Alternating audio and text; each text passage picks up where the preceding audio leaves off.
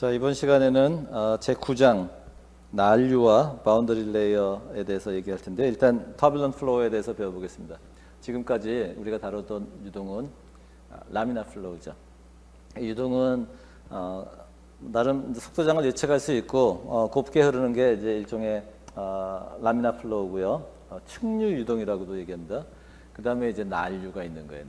난류는 너무 그 유동의 형태가 복잡해지는 경우입니다. 레이놀즈 넘버가 커지면 이렇게 돼요. 가령 예를 들면은 담배 연기의 그 연기가 올라가는 모습 같은 것들은 어떤 규칙성이 없습니다. 그 다음에 또는 파이프 안에 굉장히 빠른 속도로 유체가 흘러간다 그러면은 아주 난류가 치는 거예요. 우리 뭐 영화나 만화 영화도 그렇고 실제 영화에서도 뭐 큰 지하 수조 같은데 막 물이 거세게 밀려 들어오면은 그 아주 아수라장이 되잖아요. 그런 게 난류입니다. 그렇게 복잡한 경우도 산업적으로 의미가 있는 모델링을 할 수 있어요. 기가 막힌 건데요. 그거를 오늘 배워보도록 하겠습니다. 자, 라미나 플로우라면은 뭐 평균 속도라든지 뭐 센터에서의 속도 뭐 다 구할 수 있겠죠. 또 압력 분포. 근데 실제 터뷸런트 플로우라면 우리가 실제로 모니터링을 정교하게 한다 그러면요, 시간에 따라서 이렇게 플럭추에이션을 갖는 겁니다. 물리량은. 그럴 수 있겠죠. 특히 터뷸런트 플로우라 그러면은 아주 그게 심합니다. 터뷸런트 플로우라 그러면은 속도 센터에서의 속도가 이렇게 요동치는 거예요. 막 복잡하게. 평균 값은 유지가 됩니다. 우리가 구할 수 있어요. 평균 값은. 하지만 시간의 함수로서는 굉장히 요동치는 거죠. 우리 뭐 주가 그래프 보는 거랑 크게 다르지도 않습니다. 막 시간에 따라서 막 플럭추에이션 하는 거예요. 그런 물리량, 시간에 따라서 굉장히 변동이 심한 플럭추에이팅하는 이런 물리량을 우리가 어떻게 기술해야 되느냐 하는 문제가 남는 거죠. 그런 물리량들은 대체로 평균, 또 인텐시티, 뭐 그다음에 프리퀀시 스펙트럼 이런 등등에 의해서 이제 정의를 하는데, 평균은 이렇게 정의합니다. 이게 평균의 정의예요. 어떤 물리량 UZ가 있을 때 걔의 시간에 따른 평균, 타임 에버리징 하는 것들은 이렇게 정의를 합니다. 수학적으로. 자, 그러면 타임 에버리징에 대해서 조금만 한번 특징을 한번 살펴보겠습니다. 어떤 물리량 S가 있어서 걔 타임 에버리징 하면은 이게 정의식입니다. 정의식이에요. 자, 그러면은 S는 당연히 평균 더하기 변동, 플럭추에이션이라고 칩시다. S바 더하기 S 프라임. 그럴 수 있겠죠. 평균 값이 있고 거기에 따라서 변동하는 폭에 정의할 수 있겠죠. S 프라임을 정의할 수 있겠죠. 이렇게. 이 식은 어떻게 보면 또 S 프라임의 정의가 되겠네요. 그러면 S 바는 여기서 S 대신에 S 바 더하기 S 프라임입니다. 자, 첫 번째 적분하는 거 S 바를 시간에 따라 적분하면 S 바는 이미 평균이니까, 시간에 대해서 이미 평균이 취해진 값이니까 시간의 함수가 아닙니다. 상수죠. 그러니까 S 바를 또 평균을 취했어요. S 더블 바라고 했습니다. 바를 2개 붙였어요. 근데 S 바랑 똑같은 거죠. 시간에 대해서 평균한 양이니까. 그렇죠? 그 다음에 플러스 S 프라임 바가 되는 거죠. 어떤 물리량에 바를 붙인다고 하는 거는 걔를 시간에 따라서 적분한 거죠. 그러니까 S 프라임에 대해서 시간에 따라 적분해 주는 게 S 프라임 바가 되는 거죠. S 바하고 S 더블 바하고 같은 거죠. 그렇죠? 그 얘기는 S 프라임의 평균은 제로다. 자, 어떤 플럭추에이팅하는 변수가 있는데 프라임, 그러니까 변동분의 평균은 제로다는 거예요. 변동의 평균은 제로다는 겁니다. 그건 수학적으로 이렇게 우리가 변동을 정의했기 때문에 그런 거예요. 자, 그러면은 요 성질을 가지면은 우리가 꽤 중요한 정보를 가질 수 있어요. 두 개의 곱, T하고 S, 두 개의 물리량의 곱의 평균은 어떻게 되겠냐? 곱의 평균은 어떻게 되겠느냐 하는 겁니다. 그러면 정의식의 평균의 정의식이죠. 요 안에 두 텀씩 곱이 있으니까 4개의 텀이 나옵니다. 그 4개의 텀을 각각 적분해 준 거예요. 타임 에버리지를 취했어요. 자, 여기서 이 텀을 한번 볼까요? 일단 S바는 이미 상수란 말이에요. 그렇죠?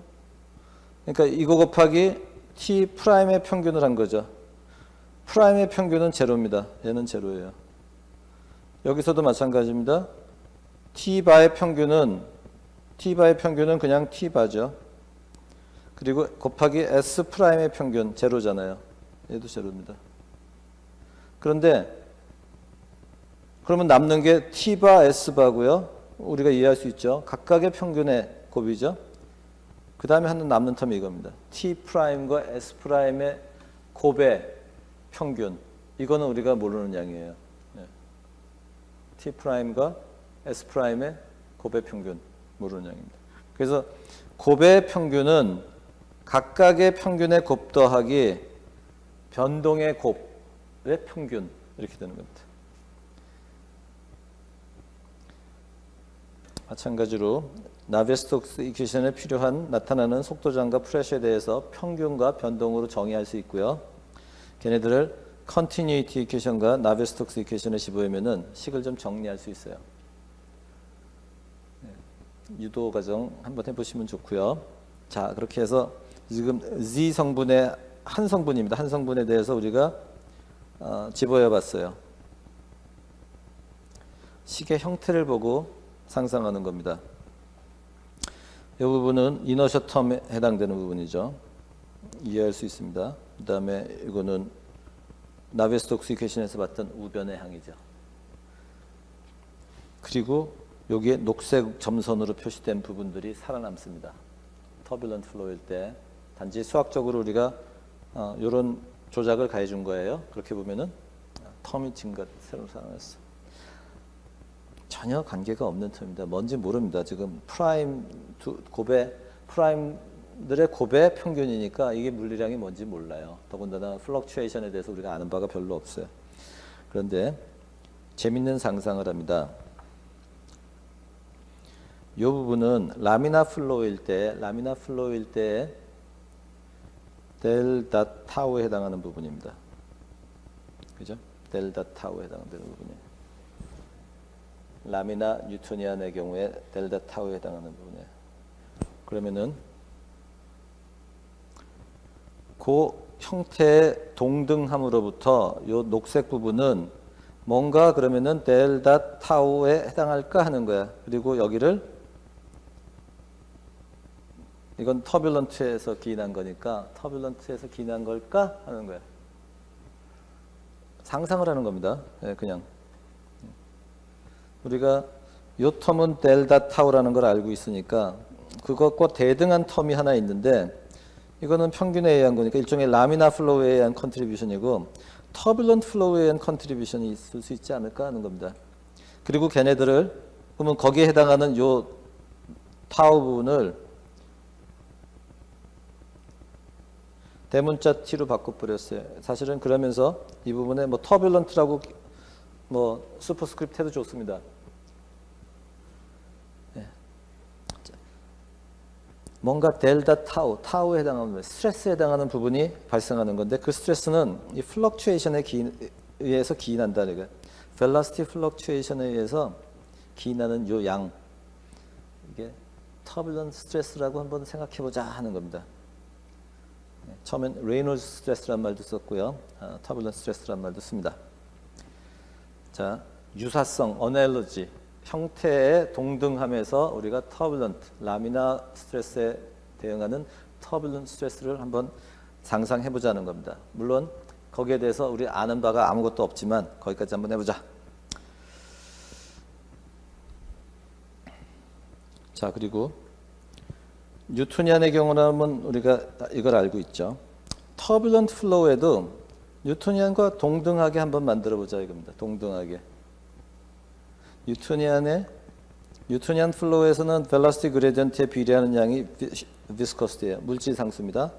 벨로시티 그레디언트에 비례하는데 평균 벨로시티 그레디언트에 비례하는데 그 비례 상수를 뮤 sub t라고 하자 이거. 터뷸런트 플로우, 터뷸런트 비스코시티라고 하자 이겁니다. 자,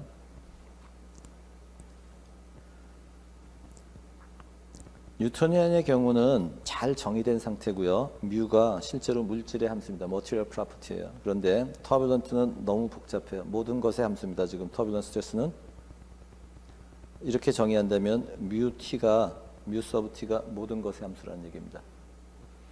파라미터가 마치 비스코시티에 상당하는 파라미터인 것처럼 볼 수도 있지만 물질의 성질이 될 수는 없습니다. 왜냐하면 모든 것의 함수거든요. 네. 그리고 그 스트레스를 프람플이라는 사람이 이렇게 정의합니다. 두 개의 곱으로. 그러면 이 부분이 뮤 서브 t라는 얘기죠. 그리고 실험 통해서 걔가 요 L이라고 하는 애, L제곱에 지금 비례하고 있잖아요. 요 L이 서피스로부터 표면으로부터의 거리에 비례한다는 걸 알아냈어요. 실험적으로. 표면에서부터의 거리입니다. 그러니까 파이프 월에서부터의 거리입니다. 그리고 L을 믹싱 랭스라 그랬어요. 뭐 믹싱 랭스라 그래봤자 지금 개념이 여러분들 한눈에 들어오진 않을 것이고요. 단지 그 L이 파이프 월에서부터의 거리에 비례한다는 것을 알아냈다 이겁니다. 그래서 L을 카파 S라고 쓰면은 이 부분 위식은 이렇게 되는 거죠. 자, 그리고 axial component of time average Navier-Stokes equation입니다. 이 식을 푸는데 이게 소위 이제 라미나에서 델타 타우에서 오는 컨트리뷰션이고요. 이게 터뷸런트 스트레스에서 오는 컨트리뷰션이에요. 스트레스를 라미나 성분과 터뷸런트 성분의 합으로 분리할 수 있게 써보자는 얘기입니다. 그 다음에 구분을 해서 풀어요. 월에 가까운 영역과 월에서 먼 영역으로 구분합니다. 자, 월이 있어요. 파이프입니다. 파이프가 있으면은 저 위에 센터가 있는 거죠. 여긴 제로고 속도장이 발생해요. 월에서 가까운 영역과 월에서 멀리 떨어진 영역을 분리합니다. 가까운 영역을 나중에 알게 되겠지만 라미나 서블레이어라고 그러고요. 그다음에 월에서 멀리 떨어진 그러니까 파이프 내 메인 스트림에 해당되는 부분이죠. 걔를 터뷸런트 코어라고 얘기합니다. 그래서 그 두 경우를 분리해서 한번 생각해 보겠다는 얘기입니다.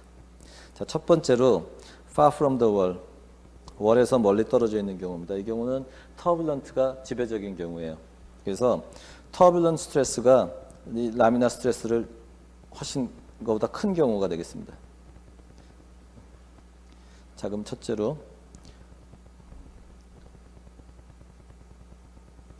지금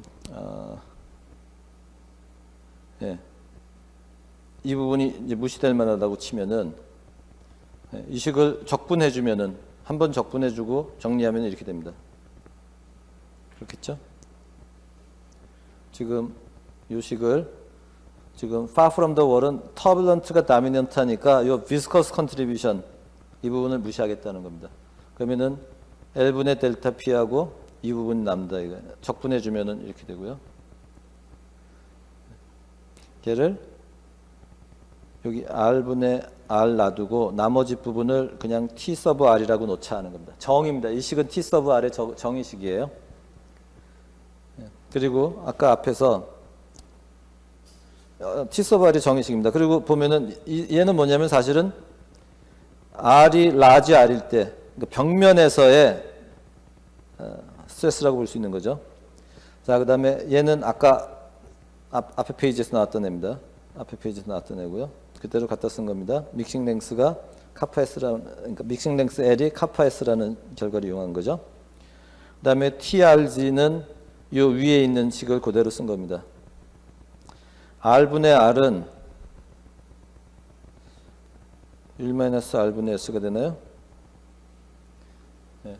왜냐하면은 지금 S하고 R을 그렇게 바꿔버렸어요. 그러니까 뭐 S는 R 빼기 R이 S로 정의한 거죠. 월 근처에서 S가 월에서 S가 제로가 되게 만드는 거죠. 예, 그렇게 포지션을 취하는 겁니다.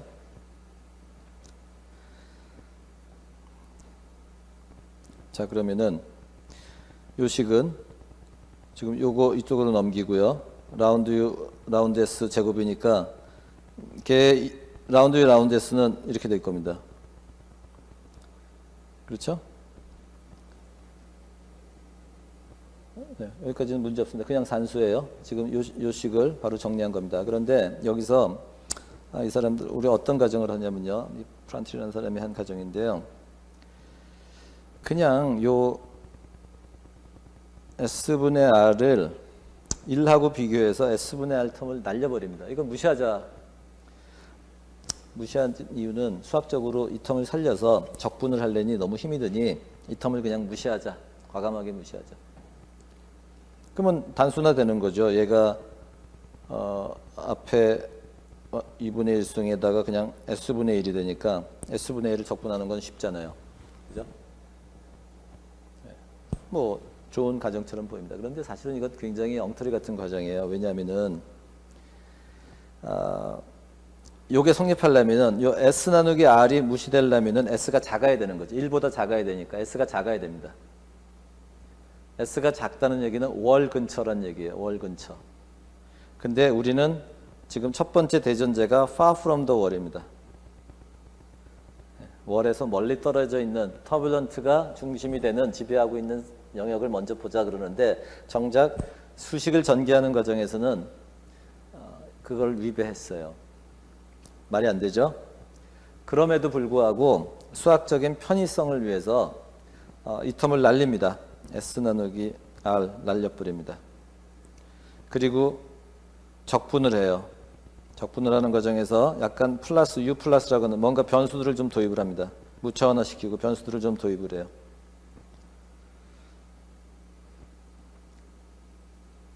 요 과정도 뭐 어렵지는 않습니다. 실제로 요 식에다가 지금 아래에 있는 식에다가 적분만 하면 그러니까 요 무차원수만 잘 정의해서 대입만 하면 돼요. 전혀 수학 없습니다. 무차원수만 잘 정의해서 대입해 주면 되고요.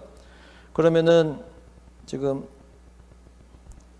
그 어떤 영역 S가 특정 S1에서부터 더 커진 영역, 터뷸런트가 있는 영역이라고 생각해요. 물론 S1은 명확하게 디파인 되지 않았지만 S1에서부터 S1보다 큰, 그러니까 월에서 멀리 떨어진 영역을 우리가 관심 있게 보고 있는 거니까 그렇게 하면 나머지 부분은 상수가 되는 거죠. U1이나 뭐 카파, S1 다 상수가 될 테니까 적분상수니까 U1은 그러면 U 플러스는 A 플러스 B 로그 S 이런 형태가 되는 겁니다.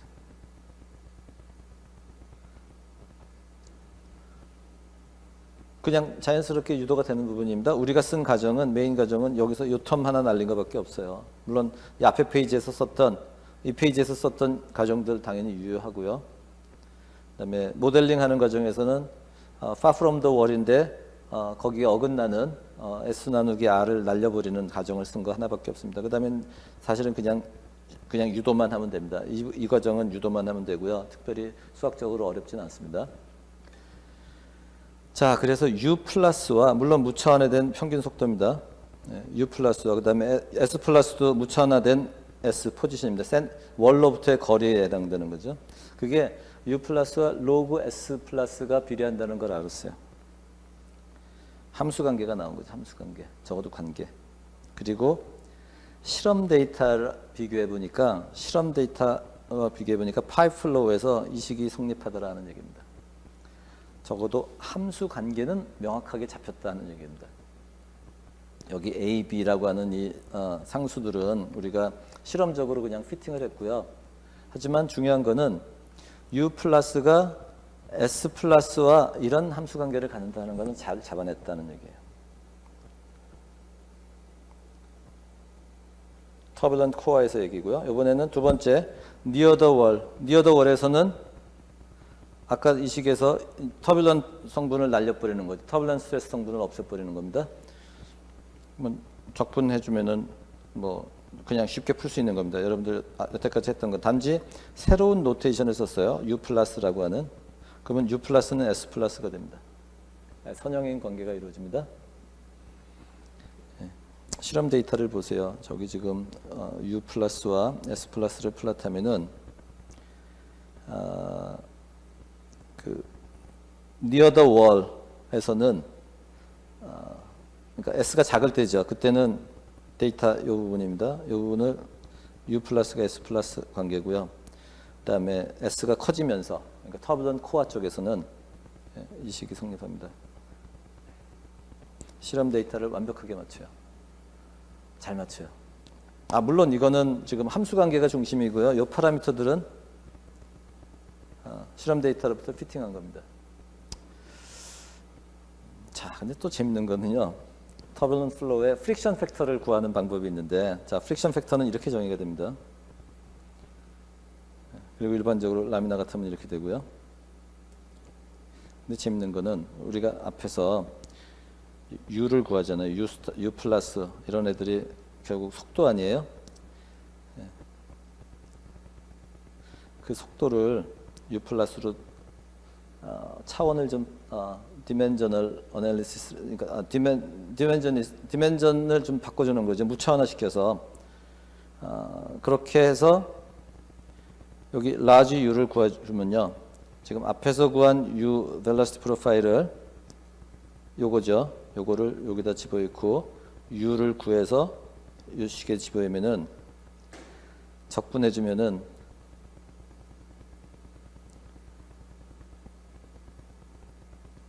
이렇게 유도됩니다. 지금 요 화살표한 요 별표한 식은요. 함수 형태는 모델링을 통해서 유도했고요. 숫자 값은 실험 데이터하고 피팅해서 맞춘 겁니다.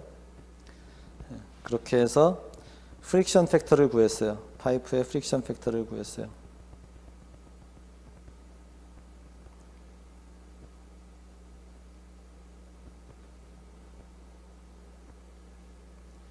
실제 실험 데이터는 얘하고 함수 형태는 똑같고요. 개수만 조금 다른 이 식이 완벽하게 맞춥니다. 실험 데이터를 완벽하게 맞춥니다. 타블런트 영역에서 그러니까 4.52 대신에 4가 되고요. 2.45 대신에 0.4로만 바꿔주면은 실험 데이터를 완벽하게 맞춥니다.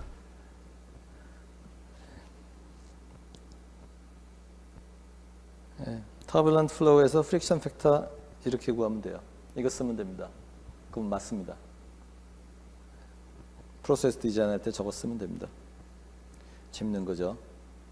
터뷸런트 플로우에 대해서 굉장히 과감한 가정들을 시도했는데 그리고 경우에 따라서는 수학적으로 말도 안 되는 가정을 했는데 그럼에도 불구하고 함수 형태를 잘 맞췄고요. 그리고 실험 피팅에 의해서 숫자까지 맞춰갖고 모델링을 해서 나온 값 거기 나온 상수만 약간 바꿔주면은 실험 데이터를 완벽하게 설명해 줍니다. 조금 애매하죠.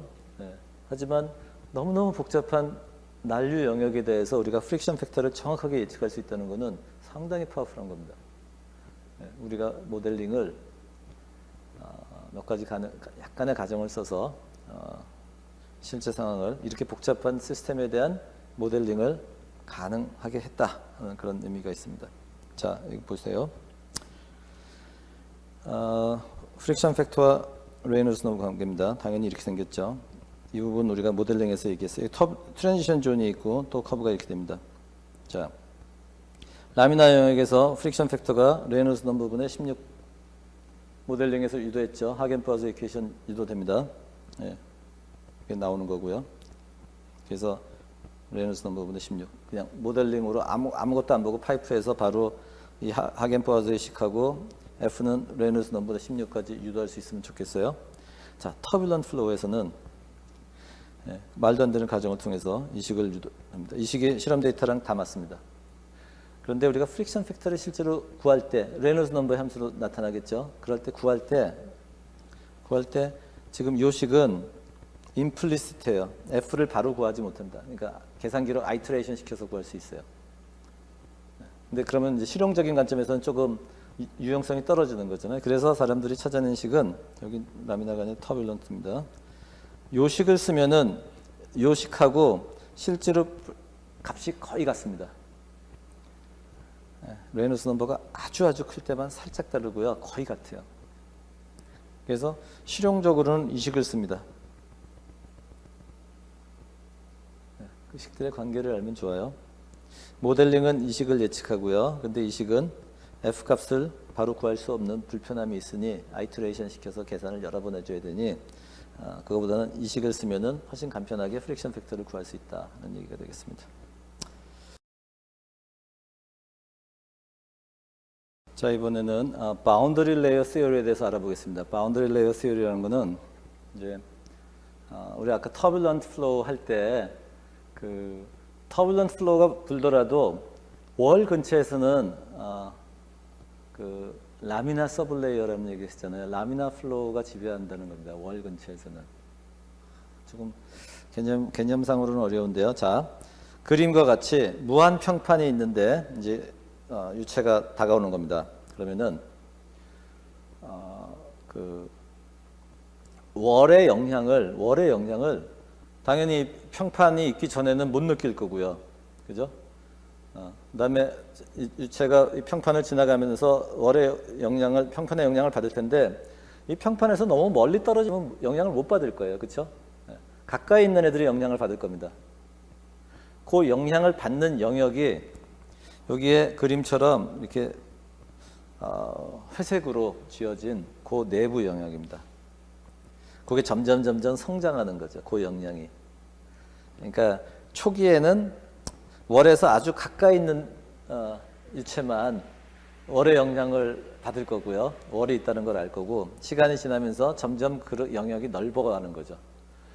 그 레이어를 가상적인 레이어를 바운더리 레이어라고 합니다. 유체가 평판이 있고 유체가 날라오면은 당연히 노슬립 바운더리 컨디션에 의해서 벨로시티 프로파일이 형성이 돼요. 그런데 어느 정도 지나면은 유체는 그냥 일정 속도로 그냥 지나갈 거라는 거죠. 뭐 일정한 속도로 유체가 흘러 들어오고 있어요. 평판이 있고. 저 위에는 그냥 일정한 속도로 계속 가는 거죠. 윗부분은. 그죠? 거기에 일정한 속도에 도달하는 노슬립에서부터 그 일정한 속도에 도달하는 그 갭. 그게 델타가 되는 겁니다. 델타. X의 함수가 되는 거예요. 그게 바운더리 레이어 티크니스입니다. 바운더리 레이어가 그렇게 형성된다 하는 얘기입니다. 그거를 한번 알아봐야겠다 하는 얘기입니다.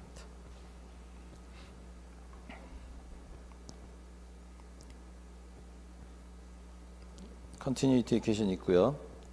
X방향의 나베스톡스 이퀘션입니다. 플러스 여기에 라운드 제곱 UX 나누기 라운드 X 제곱이 있는 거죠. 그런데 이 레이어의 두께가 변합니다. 시간에 따라 점점 변할 텐데 그 기울기가 완만하다면 nearly parallel flow라면은 lubrication approximation 쓸 수 있고요. 걔는 플로우 진행 방향의 그레디언트가 그러니까 진행 방향의 그레디언트 방향의 변화보다 무시할 만하다는 거죠.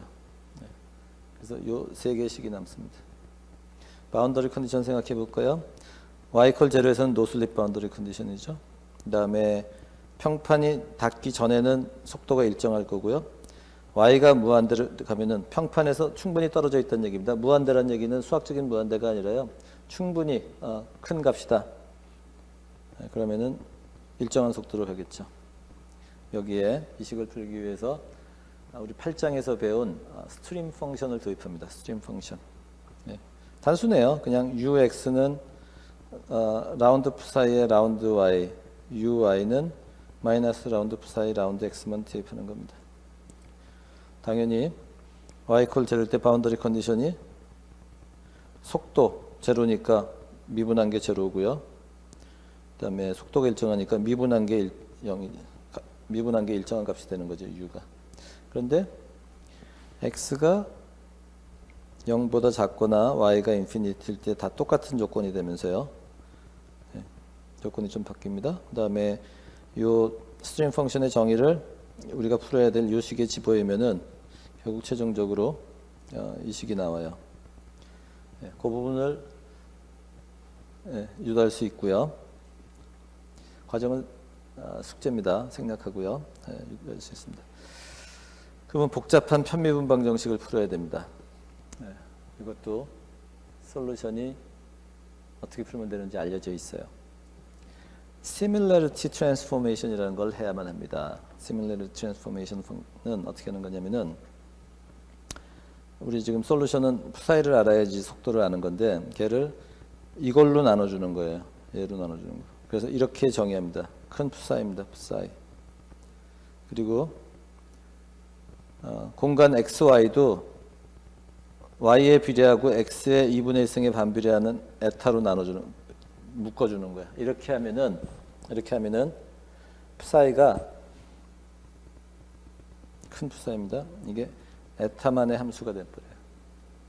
그렇게 수학적으로 변환 가능하고요.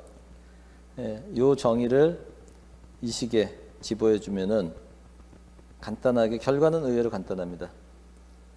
바운더리 컨디션 당연히 맞출 수 있고요. 여전히 비선형 방정식입니다. 3차 상미분 방정식입니다. 비선형 3차 상미분 방정식. 어널리틱 솔루션 쉽지 않고요. 그냥 컴퓨터로 풀어주면 돼요. 간단한 비선형이지만 3차 상미분 방정식 정도는 컴퓨터로 풀어줄 수 있습니다. 개념만 알면 돼요. 개념만. 루브리케이션 어프록시메이션이 적용된 나비어-스톡스 이퀘이션을 스트림 펑션을 이용해서 변환해 주고요. 거기에 해당하는 바운더리 컨디션들도 변환이 됩니다. 그 다음에 시뮬레이티 트랜스포메이션을 하는 거예요. 그래서 집어해 주면은 결과는 의외로 간단하게. 그래서 그 결과를 해석해 보면은 푸사이를 우리가 이제 알 수 있는 거잖아요. 푸사이를 알 수 있으면 속도도 다 나오는 거죠. 그래서 푸사이 값과 그다음에 속도 우리가 에타 함수로 플러스를 한 겁니다. 그러면 우리가 속도장도 아니까 뭐 드랙 코에피션트라든지 또는 쉬어 폴스라든지 뭐 다 구할 수 있어요. 뭐 직접 여기까지 안 구해봐도 상관은 없습니다. 단지 한 가지 중요한 개념은 UX를 막상 구해보니까 이런 프로파일이 나왔어요. 그런데 UX 나누기 U가 1이 되는 위치. 자, UX 나누기 U가 1이 되는 위치. 그게 뭔가요? UX가 라지 U가 되는, 거기가 바운더리 레이어죠. 바운더리 레이어를 형성하는 그 경계면이 되겠죠. 그때가 얼추 에타가 5일 때입니다. 5. 이게 에타의 정의고요. 그러면 델은 5 나누기 UX 나누기 U의 2분의 1승이죠. 네. 바운더리 레이어의 티크니스의 두께가 나오는 겁니다. 네. X의 2분의 1승에 비례하죠. 네. 그래서 아까 이렇게 스퀘어 루트 함수처럼 증가하는 거죠. 루트 X처럼. 여기서도 마찬가지고. 네. 그런 걸 알 수 있는 거죠. 뭐 드랙 코에피션트나 이런 것들 디테일 구하는 것들은 책을 한번 참고만 하면 되겠습니다. 예, 그래서 그 가령 이제 우리가 드랙 폴스를 구하는데 이렇게 스피어가 이렇게 가로막고 있는 경우에 뒤에 이제 이런 곱게 흘러가다가 나중에 이제 와류 같은 것들이 막 형성되고 터뷸런트가 되는데요. 그때 프릭션 팩터와 그때는 터뷸런트 드랙 코에피션트라고 합니다. 레이놀스 넘버의 함수로 보면은 24분의 1, 레이놀스 넘버가 1보다 작을 때는 24분의 1 어느 트랜지션을 거치고요. 요 값은 0.44 그 다음에 얼추 2 곱하기 10의 5승 정도에서 뚝 떨어져서 가는 그런 양상을 보인다는 것을 우리가 알 수 있습니다.